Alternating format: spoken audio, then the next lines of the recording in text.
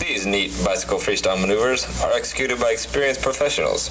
So that means don't try and copy them unless you are one too, or at least close. Do always wear your safety gear. In 2018, a group of rad dudes were released into the wild on a drain 'em all mission. Their goal, to shred every empty and abandoned pool across the country. They are the Pool Seekers. Featuring Andrew Lazarick as Laser. Jeff Gibson as El Jefe.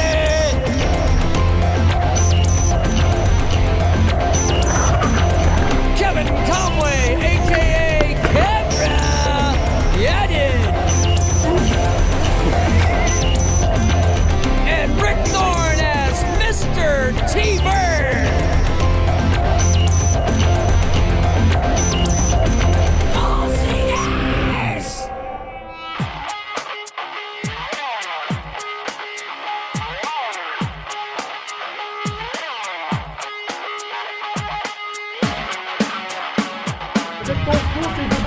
That's what I'm saying. We're gonna go find some pools, guys. Yo, what's up? This is Rick Thorne. Welcome to Pool Seekers. We're in Santa Cruz today. We're gonna go ride a legend pool. Dude's been skating and ripping since the 70s. We're also gonna hook up with triple OG, Ron Wilkerson, BMXer. Ron has done a lot for the sport, so we're gonna go kick it with him, and we're gonna shred. And we're gonna probably have to drain this one. I think it's got a grip of water, guys. I hope you're ready. Kev, you want to go take a bath? You need a bath. What's swimming, man?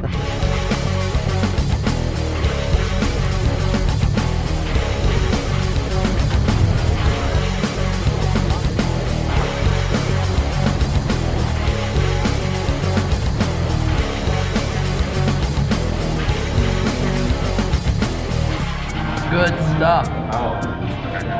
Not bad, dude. Peanut butter mixed in this bad boy. You got your free? Went off your good looks.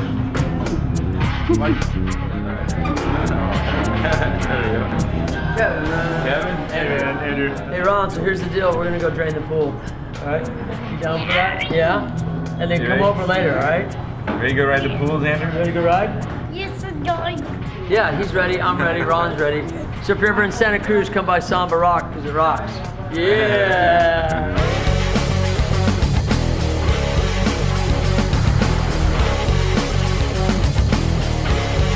Is that what you're talking? Huh?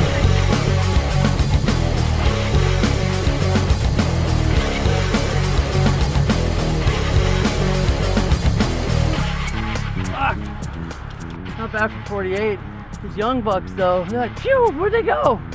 You know, Tony? Like, hey, Donnie, I don't even know where I'm at. Ready?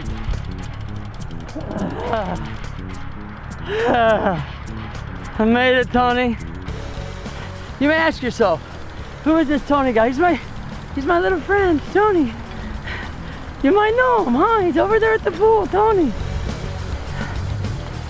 Legendary spot. This pool's been around since the mid-70s. People have been skating this pool, riding this pool. There's nothing better than a legend pool with a legend rider. And that's why we're gonna drain it and have Wilkerson come up and talk about being an OG legend. I love it. It doesn't get any better. This is an easy 2-hour job.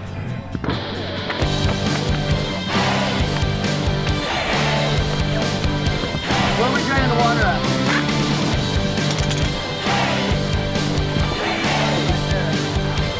Good, don't fall anymore.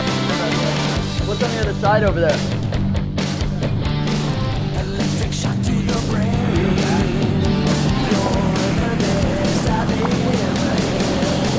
Here's the deal, we do a service to society. Think how many mosquitoes form in this, you know, bacteria. It needs to be dumped. We're doing it for free. You know what I'm saying, Tony?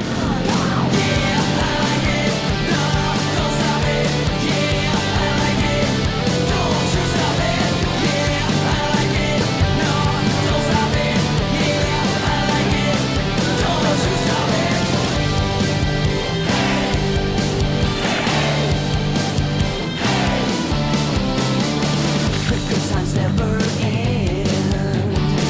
We burn tonight down with friends.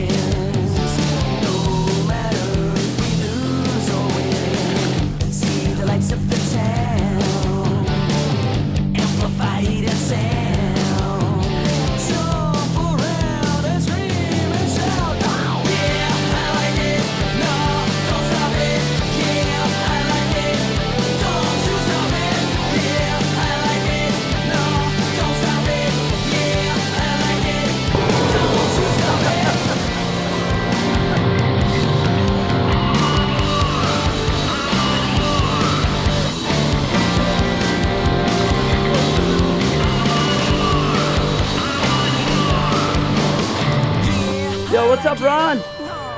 Oh yeah, we got a drain. The hike is getting up here. I know, right? Mission. Oh, shit. What up? Ron W. I would have never thought in a million years I'd be out here with you when I was a kid. You're all over my wall. I had the same haircut as you. All right. I wanted to be you. You know, but then I realized I just wasn't cool. I wasn't that cool. Did it work? No, I just started wearing black. I figured I'll be the dirty one. Okay, so Ron, talk to me for a minute. You're OG. When I say OG, to me you are a DIY master. Contest series. What year did you start King of Vert? Oof. King of Vert was like 86. 1986? Something like that. Yeah, 86. Everybody took a run. Let's do the contest, dude. You guys ready? I'm ready. Let's start the jam. What inspired you to do your own contest? We all started riding half pipes, and before that was this quarter pipe contest, quarter pipe and kick turn ramp, and they were like little tiny ramps. Like 6 to 8 foot? Yeah. 8 foot basically, those are quarters, right? Yeah, 6 foot wide, 8 feet tall. Yeah, exactly. Sketch. At the most 8 feet. Yeah. Sometimes smaller. I talked to Bob Morales, who did AFA at the time, and said, hey, I'll run some half pipe contest for you. We can do AFA half pipe contest. He's like, oh no, we're doing okay. And I'm like, all right. So then 2 hip contests were born. Yep, I remember. I used to save all my money busting tables to go to those things. It Yeah, meant the world to me, dude. They were so dude. fun. Yeah, it was pretty pivotal at the time. You know, because my background, we're doing shows, and of course, real BMX. So we made it like an event that everybody was a part of. You know, not like a TV show where you're just watching guys perform their foam pit perfected maneuvers. The audience feeds the riders, and the riders feed the audience, and that whole circle goes around. Yep. And that's how we planned it. Well, obviously, it was definitely that way. I mean, to do the first ever BMX half-pipe comps is sick. I mean, it was pretty in those days, like legendary, bro. Those days, like, it was before there was such thing as foam pit. So like, you'd save your trick you wanted to go for a contest. Right, I know, right? Because that's when you're the most psyched, you get everyone pumped up, and then you go for it. When we first started back in the day, or I did, it was Flatland. Flatland evolved into, wasn't that kind of like the first thing, Flatland? No, it was kind of everything at the same time. Because you made up a bunch of Flatland stuff? Yeah, everything was all and together. all the lip tricks. Like, And he's the king of lip tricks, all the lip tricks. yeah, those didn't exist when I started riding. No, they didn't exist. Rolling M was a trick. Yeah. You know, like, yeah. Yeah, and it's like, and I remember inventing some lip tricks and just like melting people's minds because they never seen anything like it. Dude, yeah, yeah. And just the whole idea of lip tricks was a whole new concept. Okay, so tell me, there's a lip trick called an abubaca where you land, for those who don't know, you land on the back wheel and you come in. Tell me the story behind abubaca. Spike was on tour with us when he was a little kid. We bring him on tour with us like for a couple years. He was like our fun manager. Spike was calling him abubaca. Where'd you get it from? I have no idea. I think it means tribal leader in African. That's it, yeah, yeah. This is the exact story that I heard. Yeah, we were but I didn't know calling Bill. it was Spike. We were calling Bill abubaca, and we were all calling him that. And then on that same tour is when I had this idea for a trick, which I did the first time ever on vert. Oh, awesome. To coaster break. Wow. Things were so much different back then. Yeah. There were no baby steps, dude. You just did it. You just went for it. You just manned up. Yeah, that's like pool riding. Yeah, you gotta like man up. You every single big trick I did, there was at least one like gnarly hospital visit. Right. Like that's usually gnarly slam, like hospital gnarly. Like almost every single big trick, there's one like you break something. Yeah, no, it usually went down that way because we didn't, like you said, we didn't have. For us, we learned it like lake jumping or snow jumping. You know, even that was a new concept. Slamming, yeah, even that was a new concept. You deserve the props, dude. You laid it down. It was a blank canvas. You laid it down, bro. And just kind of going for it and having ideas and making them happen was like what it was. And then you took that into the same stuff you learned into your restaurant. Oh yeah, I couldn't do it another way. That's in your blood. Yeah. What would you say to any kid out there that or anybody, person, they want to do something, DIY style? Do whatever you want, like go for it. Like don't let things stand in your way. Or I mean even riding. Like back in the day, like riding a BMX bike was, you were like a freak. You're a freak. Yeah, freakazoid. You're a freak riding these little bikes. Even wearing checkered shoes. I was a freak at school. Like people laugh at me wearing those checkered shoes, and then like a couple years later, like Fast Times came out and the dude had checkered shoes, and all of a sudden a bunch of people in school had checkered shoes. And then it was cool. And I'm just sitting back on, you guys are stupid.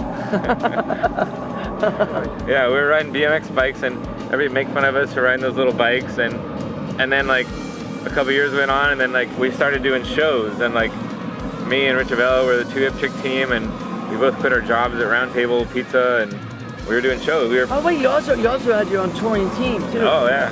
Yeah. Well, we were doing shows like before there was such thing as shows. We built a ramp. That. Yep. Got a custom made trailer for our ramp, put in the back of my Celica. Like bought our PA system all from the proceeds of the shows. What you did was way more grassroots, and way more like more real. More real. Yeah. It's like it was more real. It was about the energy, is what it was you were doing, and it's like, you know. And then all the riders, they all came from the same backgrounds of being made fun of their whole lives for riding the little bikes, and that was a place where we all got to come together. Yeah. Exactly. Yeah. And like every contest was like, you know, riders would come together from all over the country, from their own little. And then even more cool was BMX evolved in its own way in each area. BMX tricks would evolve. Like, of course, they have the influence. Your only influence would be the magazines once a month. Right, once a month. Not even videos. Didn't even exist. No TV, no videos, nothing. Nothing. Magazines were your only influence. You just got word of mouth, like Paul Revere style. Yeah. Hear about that guy in Iowa? He's doing whatever. Exactly. And then like those would spur ideas for each area, and tricks would evolve in their own way. And then like you'd have like the hot shoe riders from each area would come to the contest, and then that's where it came together. And it was like, I talked about this kind of stuff in my book. It was like there was no kind of judgment about like, I'm cool and you're not, or this trick's cool and that trick's not cool. You know, it was nothing like that at all, because everyone was linked together because they were riders. Yeah. There was no judgment. It was nothing, anything. It was like everyone, like you'd see a rider anywhere with a BMX bike, and you'd stop, like, you'd talk to them. Oh yeah, dude. It's funny you say that. I see dudes out riding down the street, they don't even make eye contact with me. Yeah. And I'm like, if they do, they look at my bike and they keep riding, and I'm like, like back in the day, we're like, where are you from, homie? Yeah. Oh, let's ride. Yeah, it was exactly. Because we identified, like, he's probably going through what I'm going through. You were connected. Yeah, we were connected. Yes. Only because you rode. It doesn't matter what tricks you did, what music you listened to, what anything at all. You rode, so you were connected. Therefore, you were down. Yeah. And that's why, like, the old school gatherings are so cool, because like you're with like people that you're like connected with. Like it's like family. Yep. It's nuts. It is nuts. And that time, it'll never happen again. You can't be recreated. Oh, no, it's gone. And it's like now it's like BMX is gonna be in the Olympics and all that, and there's like, it's insanity. It is insanity. And it's like these people are like running this stuff that have no idea what BMX is, and they're gonna be in charge of it.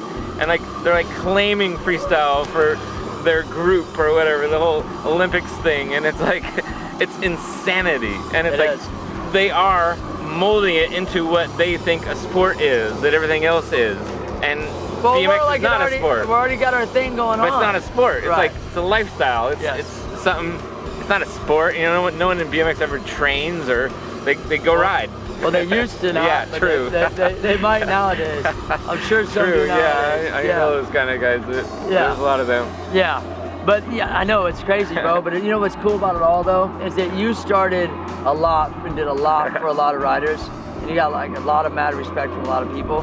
And that was like me coming up just to see it and like talk to you, because it's such a big deal for me. You're one of my idols on my wall. And not to be a cornball right now, your dad's pretty rad. But you know what I mean? I just appreciate what you've done. And like that's what we want to do, is we want to take back like just some riding back into the pools, and skating back in the pools. Yeah, and like it's just back fun. in the days, it was all the same. One day you'd ride flatland, you'd do kick turns on your kick turn ramp. If you had a quarter pipe, you'd go ride that, and then you'd go ride a pool. Yep, exactly. That's what you would do in a day. And like, you know, any day riding would be different for whatever you're into, because it's right. You have anything you want to say? You want to add?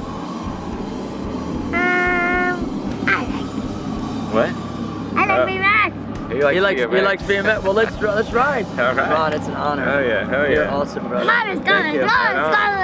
You're a cool little dude too. Let's go. Ah, ah, Let's shred, let's shred, let's shred.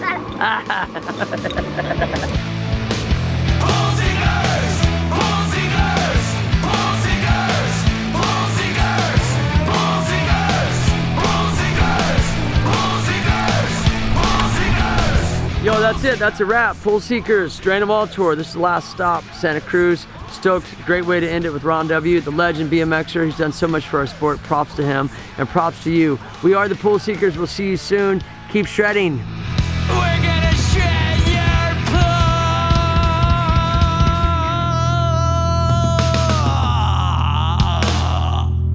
Who stole my bucket?